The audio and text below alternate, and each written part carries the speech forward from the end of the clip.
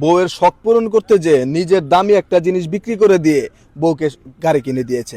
এখন এই ভদ্রলোক আর বাবা হতে পারবে না। আসলে এই যে ভাই, আপনার শরীরের সবচেয়ে দামি একটা জিনিস যে বিক্রি করে দিলেন, দিয়ে যে আপনার বউয়ের শখটা পূরণ করলেন, এখন আপনার অনুভূতিটা কি? বউকে কতটা ভালোবাসেন আপনি?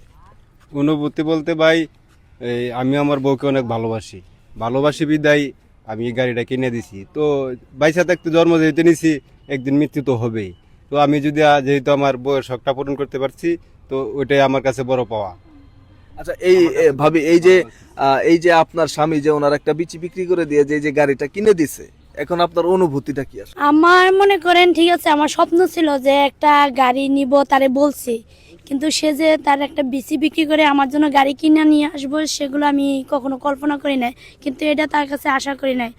যেমন খুশি হয়েছি তার থেকে বেশিটা কষ্ট পাইছি আমি। আচ্ছা, এই যে আপনার স্বামী ওনার দেহের একটা মূল অংশ যে বিক্রি করে দিছে, এটা তো যেমন ওনার সম্পদ তেমন আপনারও একটা সম্পদ।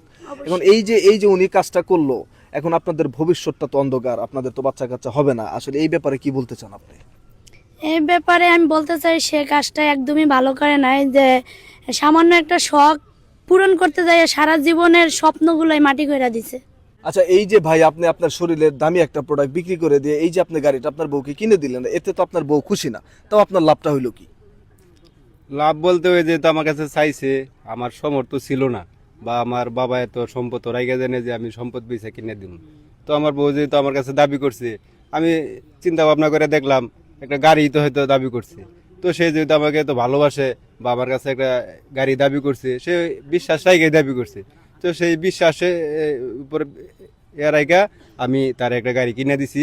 তো আমার যে একটা অঙ্গ আমি নষ্ট করে ফেলাইছি, ওই তাতে আমার কোনো আফসোস নাই। আচ্ছা, এখন বিষয় হচ্ছে ভাবি, এই যে আপনার স্বামী শরীরের দামি অঙ্গ বিক্রি করে দিয়ে গাড়ি কিনে দিচ্ছে, এখন এই গাড়ি নিয়ে কি কোথায় যাবেন, কি ঘোরাঘুরি করবেন, প্ল্যানিং কি আছে? এটা নিয়ে আমার কোনো প্ল্যানিং নাই, তবে আমি এতে একদম খুশি হতে পারলাম না, কারণ আমি তার কাছে গাড়ি আবদার করছি, তার মানে ওইটার জন্য একদমই আমি খুশি না। আবদার করছি, তারে আমি জোর করি না, আমি শুধু আমার স্বপ্ন যেটা সেটা বলছি। তাকে তো বলি নাই যে তোমার টাকা পয়সা নাই, তুমি এখন আমার গাড়ি কিনা দাও বা কিনা দিতে হবে, আনো। এটা দিক দিয়ে আমি একদম অখুশি, কারণ সে আমার সামনে ভবিষ্যৎগুলো অন্ধকার করে দিছে। দর্শক, আপনারা দেখতেই পারলেন যে একজন বউয়ের প্রতি স্বামীর কতটা ভালোবাসা থাকতে পারে। সে তার নিজের একটা বিচি বিক্রি করে দিয়ে তার বউকে গাড়ি কিনে দিয়েছে, তার বউয়ের শখের গাড়ি।